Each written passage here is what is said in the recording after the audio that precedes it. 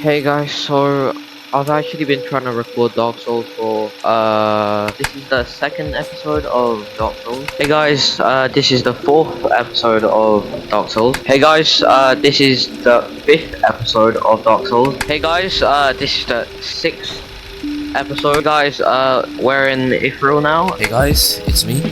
I know you haven't seen me for 3 months, but I doubt my 46 subscribers cares about this. It's basically made up of family members.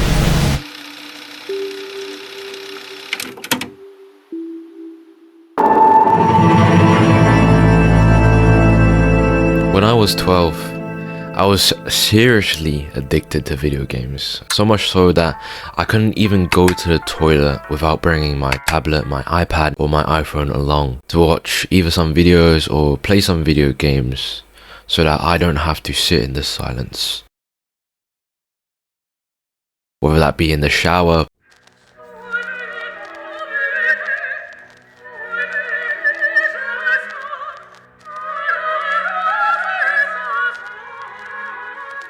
playing music, or literally just sitting on the toilet and watching someone like Dan TDM.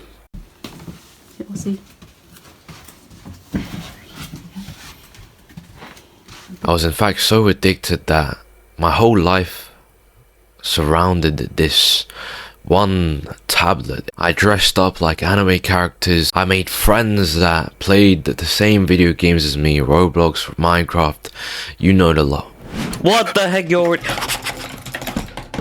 What the heck? What the... Oh yeah, dude, I'll make sure to go easy on you.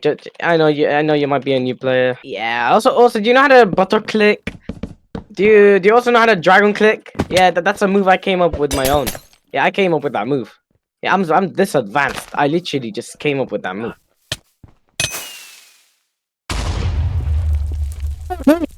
Be so bad. Bro, Am I not you allowed think to play with we you? can go together? Dude, these ends don't meet, man. I'm gonna fucking roll you, dude. You're gonna lose. Good game. Wait, no. Good game after I win. Well, you like Skywars? Yeah, I played it like 2 times with professionals. Yeah, that's pretty cool, man. Maybe one time I can do that. Yeah, don't worry, man. You make it once you get out the fucking bin. The garbage bin. Okay, dude, where are you, first of all? I'm not even seeing you. Yo, why are you all the way over there, man? Isn't this PvP? Calm down, you pussy! Motherfucker, calm down!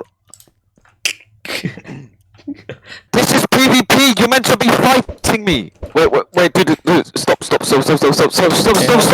In fact, at one point it even got so bad that I woke up, played video games, went back to sleep. And really the only times that I would go downstairs or exit my room would be to eat lunch.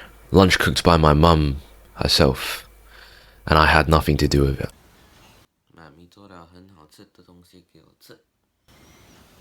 I only ate, went upstairs, played more, had friends that were waiting for me.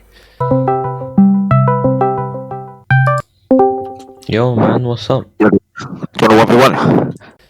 And that was my days. But something weird happened when I hit the age of 12. Something traumatic. And this purged me for 3 years into overthinking pain and ultimately thinking that I was going to die. I was at my mum's friend's house and we were staying there because we went to this whole other town in Malaysia and it's my summer holiday, right? And so far so good, the day's been amazing. We've been eating a bunch of spicy, delicious food from all of these street food markets in Malaysia. But then evening strikes, the night's getting darker, the dogs are barking, my grandmother and my mum have gotten ready to go to sleep and they've taken their showers and I've taken my shower, and just as we were about to go to sleep, the lights go off and everyone's getting ready, snuggled into their bed. But I began to feel this thing on my head, the very top of my head, this sharp pain, and it doesn't feel like the usual headache, and I thought it would honestly go away in just a few minutes, but no, it had variations, It felt blunt at times, and it felt like a needle digging into my head in other times. And at this time, the dogs are barking even louder, and I can't sleep because the bed's in a weird position and I can't really get a good grip on my pillows, and everything feels just out of place, and I'm feeling antsy, anxious, and I'm breaking into a sweat, and it doesn't go away. It's still there. I'm like, what the fuck is this? I have to tell my mum. I have to ask someone. I need answers. And so what do? I tell my mum. She says it's probably nothing. It's just a headache. It'll go away tomorrow. But not so convinced. And quite frankly, shitting my pants. Shallow breathing. Antsy, tight body language. With a overthinking mind, I go and type in the words sharp and constant headache on Google. And what does it show me? It shows me that I have a terminal disease or something very, very serious. And at the very bottom, I guess it may be a headache. And so panicked for the rest of the night and digging deep into the early mornings of the AMs, I switched position in a shared bed with my mum to a tighter location where the dogs couldn't be heard as loud, and there was a secure place for me to bury myself in. So finally, I am able to fall asleep. But fast forward to a couple of days later. I've obviously been overthinking and quite literally crying in toilets as my mum tries and calms me, and it just gets worse in my brain. I have no answers. There are no doctors to confirm this. There are no brain scans to confirm this. And so you can imagine my day consists of me trying to forget it, trying to experience more, eat better food. But then the night comes along and I'm sitting at a Indian roti canai restaurant with one of my mum's friends, and they've all gone back in their cars, and I can't recall exactly why they went off, but I think they had to go early for something. And so I was left with my mum's friend, a very, very close friend of hers. And in a way, she is basically another mother of mine. That's how close we are.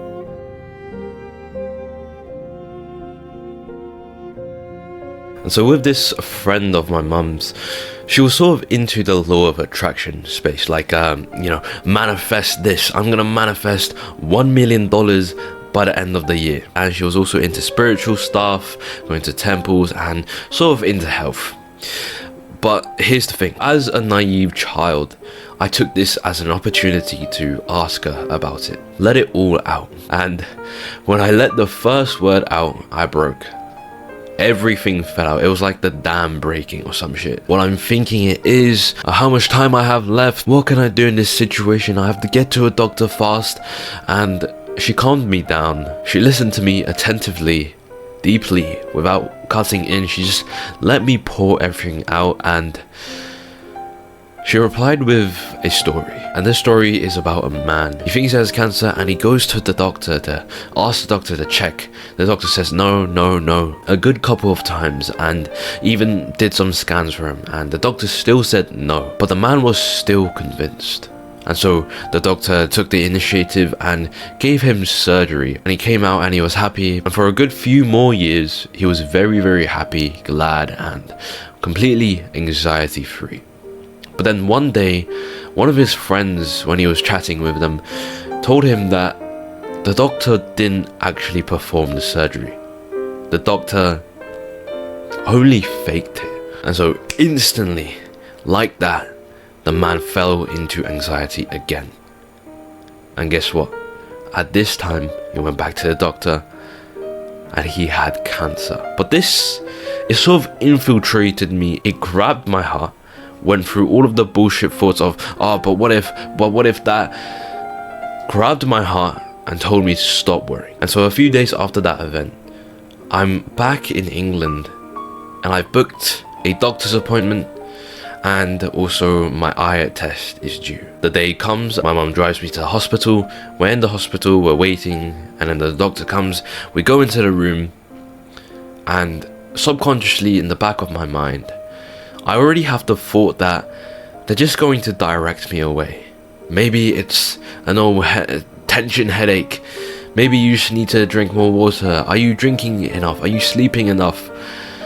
It's just the same basic vanilla shit. And I was let off with no scans or anything to confirm it. But in the moment, I'm with the doctor, right? So everything feels safer. I'm in a nice environment. And at that time, I didn't have much confidence. So I sort of just let it go. And in fact, I remember booking a couple of more appointments with the doctors. And each time I would go complain, and I would always get dismissed with no help at all. In fact, I even remember one time where I couldn't get a doctor's appointment. It was only a phone call. A fucking phone call. For something that I thought was a fucking terminal disease. A bloody phone call with a doctor that frankly didn't even have time for me. Probably like 1 minute, and then as soon as that few minutes gone by, he started rushing. He started getting agitated, and he became a little bit hostile, and this left me in a horrible place. No one wanted to look after me. No one was there to help. There was nothing. I felt almost as if I was stranded. Not even my mum could help, not even traditional Chinese medicine, which back in Malaysia my grandma thought would help. None of it helped. No medicine, no supplements, no drinks, no hours of sleep, no amount of water drank would help.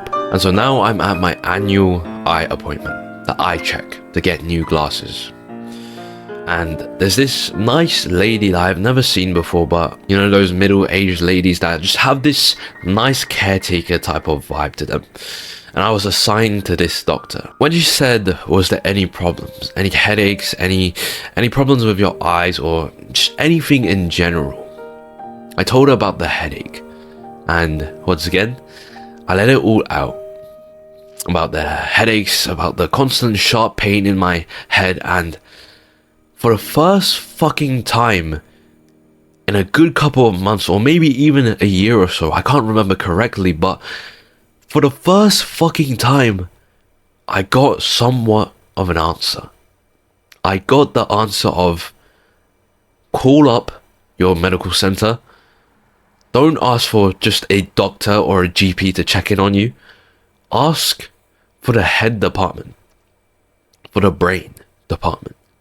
And ask for it directly, and then you'll get your answer. And so getting this piece of information, I didn't do what you would expect I would do, because I had another lead, another opportunity that I wanted to expand further. Maybe this could cure it. Maybe this is the solution.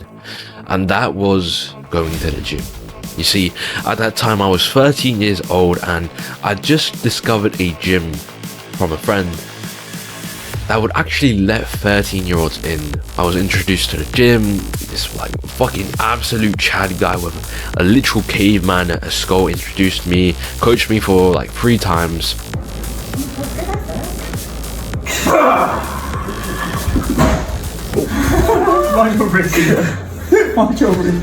I did that on purpose. Oh, you did it on purpose? Yeah. Oh, that's okay. We're going.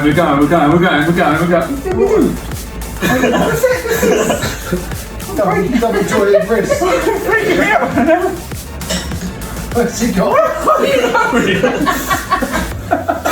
And this helped. This helped a significant amount, because exercise in the gym, it completely got rid of the headaches. But only for a moment. Only for the exercise and for a short period after the exercise.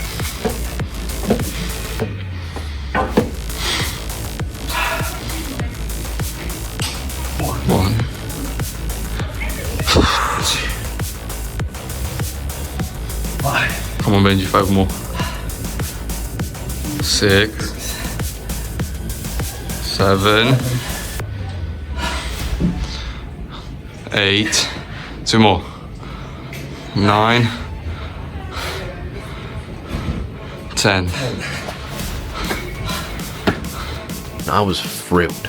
I was super happy at this, because I'd always wanted to go to the gym from a young age. Get strong, get a 6-pack, like every other kid wanted. Nice 6-pack, big biceps. That's all I really wanted. And so I went in there, started going on more runs, and this was brilliant because the previous trauma of crying in the toilets or whatever, it inspired me. I went into deep research on healthy supplements like matcha, lion's mane mushroom, ashwagandha, cold showers, and I just went really deep into the diets, 1 meal per day, the power of mushrooms on the mind, and how lion's mane mushroom can reverse Parkinson's disease, Alzheimer's. It can reverse it. It can heal your brain. So this is ashwagandha, but this is like the best form of ashwagandha. I don't really take this anymore, but apparently it makes you like a fucking sigma male. It literally like kills the emotions, but it boosts your testosterone a little bit. And then this I randomly found, and I was pretty interested because ashwagandha and Korean ginseng. And this is good, and it's pure cod liver oil. And make sure to get cod liver oil instead of fish oil, because fish oil is like much dirtier. Like, what even is fish oil? What fish, bro? There's like billions of fishes. Of course, there's the big G. This guy saved me, or at least placebo saved me when I was in times of trouble. Organic lion's mane mushroom extract, non-negotiable. And last but not least, this is my favorite. I take this daily. It's D3 and K2, because you have to take vitamin D and D3 with K2, otherwise it's not as effective. You still get it, but if you take it with K2, it makes it like very absorbable. So slowly taking on this lifestyle, months and months go by, and I'm fucking thrilled. Life is good, despite still having this headache every once in a while. Because I was taking cold showers, and I was making matcha, I was going on runs, and I was going to the gym. Everything was looking great. This is one big circle I have to run. Seems a bit bigger at night. I don't know why. I think I'm on 1 lap so far. I'm hoping you guys can actually see it somewhat. See the path, I guess. See my legs. And so for a temporary few months, I was sort of in bliss, and the runs really helped the headache thing, and anything to do with exercise, it took away the headaches. But here's the thing, a new symptom appeared, and this was the muscle twitching. I would actually get random twitches on my face, on my legs, anywhere on my body really. And the worst probably was that my whole foot would basically twitch. Just like that, and it wouldn't stop. And this accentuated and brought back everything. All of this training, all of this healthy shit that I've done, it all got washed away. And also, my hand wasn't stable. My fingers wouldn't stop moving. And so what did I do again? What did I make a mistake of again? I searched it up on Google again. The symptoms of a twitching hand, twitching muscles all over the body, a shaky hand. And what did I get? I got told I had a terminal disease again. And I thought my life would end right there. And this was crippling.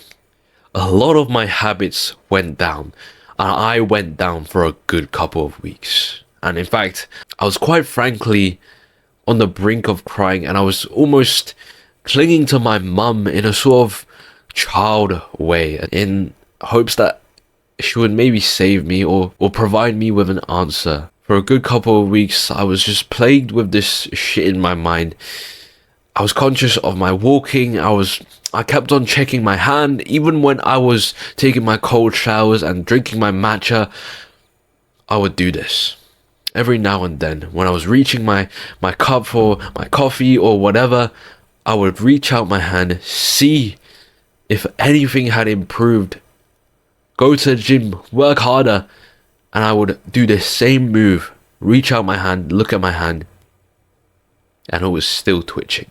Even if I were to go more into nature, I thought that was a new type of answer, right? Go deep into the countryside, buy some nice organic food, check all of the ingredients on the back of some supermarket food, eliminate everything, go buy some farm-raised countryside hen eggs on the outside of some farm. But it was always in front of me. This problem, even more so than my headache, because my hand, I used it for everything, right? Picking up the water bottle, picking up a cup of tea or coffee, it would always shake, and it would always remind me that I have a terminal disease.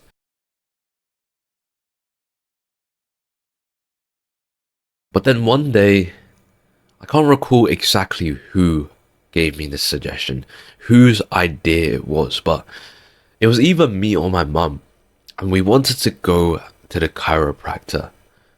The chiropractor is the guy who, you know, clicks your bones and realigns it back into place. It's the practitioner that a lot of athletes have to realign their bones. And so we booked the first appointment, the check and the adjustment, and this cost around £90 or £70, around there.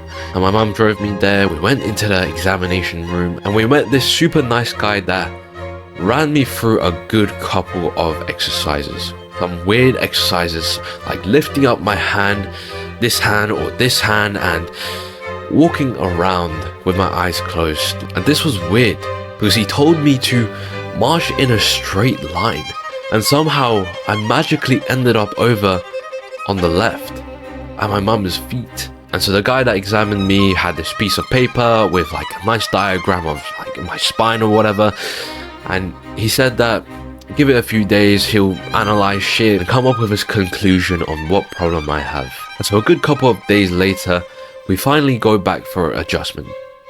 And we went back in the room and he pulled out his piece of paper. And there was my answer. And he asked us a good couple of questions on my birth, and he also told us that this weird curvature in my spine caused a bunch of my problems like duck feet, flat feet, curvature in my knees, and a weak hip. And so he had me lie down on the chiropractic bed and adjusted some of my muscles, clicked some of my bones, and it had an effect to it. It was weird because the headaches, they seem kind of dull now. They're kind of dumbed down. They're not as strong anymore. They're not as potent. There was no sharp ones anymore. It was sort of quiet now, if that makes sense. And so after the adjustment, he told me to drink a bunch of water, go home, have a rest, and the most amazing fucking feeling I've felt in my entire life was here. Because for the rest of the day, and for the entire evening, and for the rest of the week, I felt nothing. I felt no headaches. And most of all, my hand was stable. There was no twitching of my fingers. It disappeared with a simple fucking adjustment. Just like that. A few minutes, a few bone cracks, and I was back to fucking normal. And I was thrilled. I was happy as fuck. And I felt like a free man for once in my life. But that wasn't the end of it. After a good couple of days, it began to come back. It wasn't as loud, it wasn't as painful, but the dumbed down version of it began surfacing up again. And the guy told us to come back for a good couple of adjustments because being the professional he is, he knew that obviously one adjustment wouldn't fix it, right? Over years and years of the cause being probably like sitting in my chair for too long, playing video games for too long, looking at my tablet for too long, having a chair that literally required my arms to go like this, reach out on the keyboard to play it, having a sofa and a tablet that honestly most of my days are spent like this to the side. It would not fix it with just one adjustment, right? And so now really the only time I go back is if I've been sitting for a long while, if I've been editing for ages and my neck's craned down for ages and the headache comes back, I go back for adjustment and everything's solved again. So now I understand the importance of a healthy lifestyle and the detrimental effects of sitting down at a desk years on end, waking up, sitting down, going down for lunch, coming back, sitting down, going back to sleep. And so now I'm happy, humble, going to the gym consistently, super disciplined without any effort. I don't even crave sugar. I don't even crave any desserts anymore. And I now have the amazing habit and knowledge and wisdom on how to be healthy. The diets, like 1 meal per day, carnivore, keto, what the ingredients mean on pre-packaged products at the supermarket with sauces in, rapeseed oil, oh yeah, throw that in the bin. E450, fake coloring, artificial flavor, out of it. I have learnt the life skill on how to be healthy. It is fucking amazing, and I'm glad that I had these traumatic experiences. But what was the cause of it? And this is really the point of the video, to explain to you that you should have more care for your health. Otherwise, it will come for you. One day it will hit you hard. And with that being said, if you found this video helpful, it would do me great if you could share this video with a friend, subscribe, like, do whatever you want, whatever the YouTubers tell you to do. And without further ado, in a bit.